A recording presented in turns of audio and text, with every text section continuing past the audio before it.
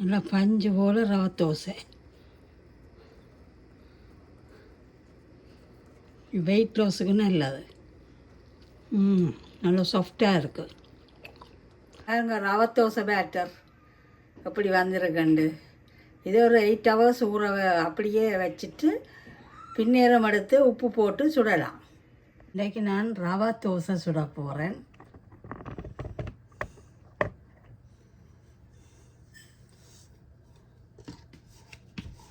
இது வந்து பச்சை ரவை, ரோ ரவைன்னு சொல்கிறது. இதில் 1.5 சுண்டு எடுத்து வச்சுக்கிறேன். தண்ணியை ஊற்றி ஊற வைப்பேன்.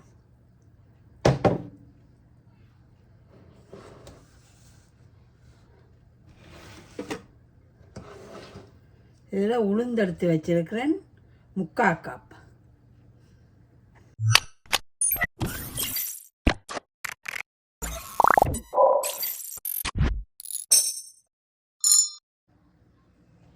இந்த உளுந்தை அரைச்சி கொள்ளுவோம்.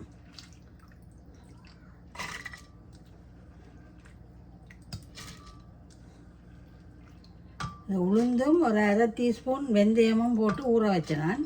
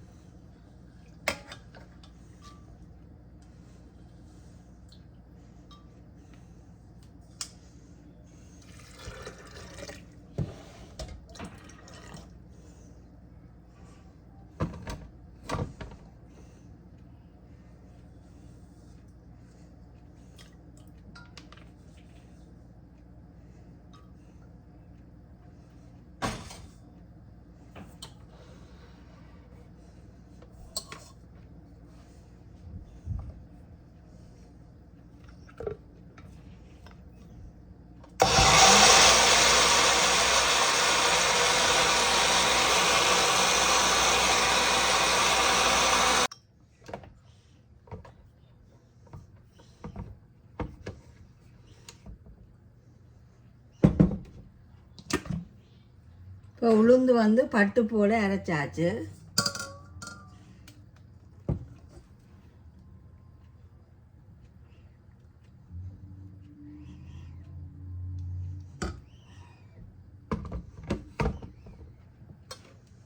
இப்போ இந்த ரவையை ஊற வச்ச ரவை ஒரு 1/2 மணித்தியாலம் ஊற வைக்க வேணும்.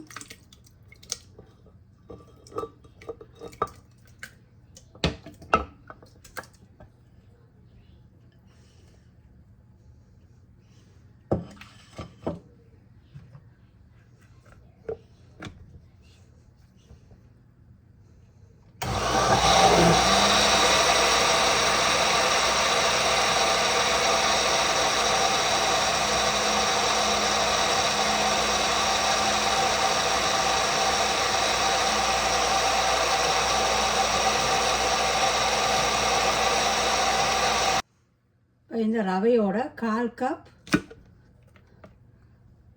பச்சை அரிசிமா, வெள்ளை பச்சை அரிசிமா, வறுக்காதமா.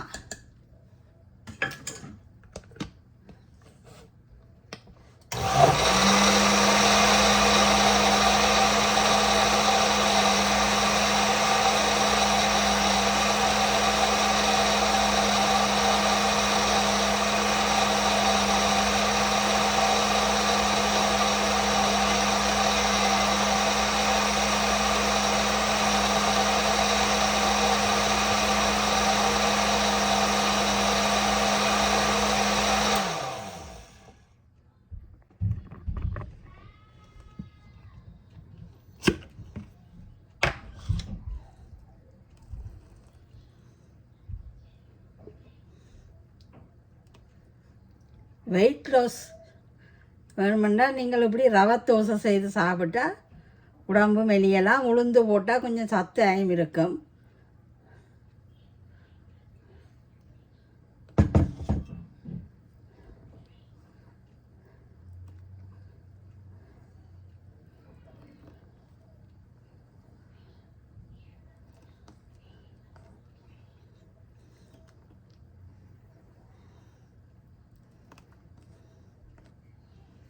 இப்படியே சுடலாம்.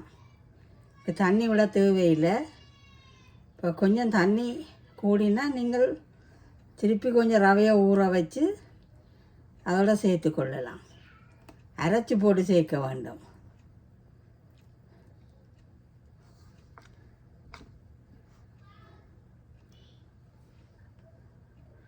ரவை தோசை பேட்டர் ரெடி. இப்போ ஃபெர்மெண்டேஷனுக்காண்டி கையால் குழைக்க வேணும்.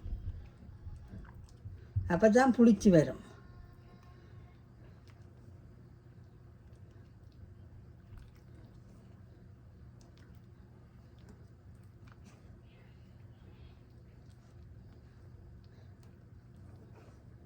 சோறு சாப்பிடாமல் டெய்லி நீங்கள் ரவையில் இட்டலி, ரவையில் இப்படி தோசை செய்து சாப்பிடலாம். இறைச்சி கறியோடையும் சாப்பிடலாம்.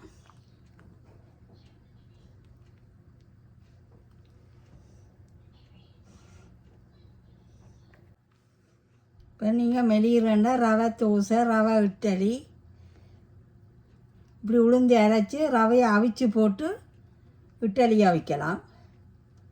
இப்படி ஊற வச்சு பச்சை ரவையை ஊற வச்சு தோசை சுடலாம்.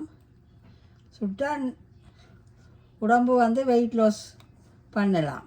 நீங்கள் மெலிஞ்சு கொள்ளலாம். சோறு சாப்பிடக்கூடாது.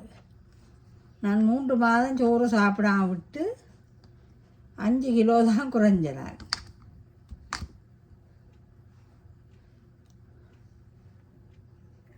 பாருங்க மக்களே, நல்லா பஞ்சு போல் ரவை தோசை.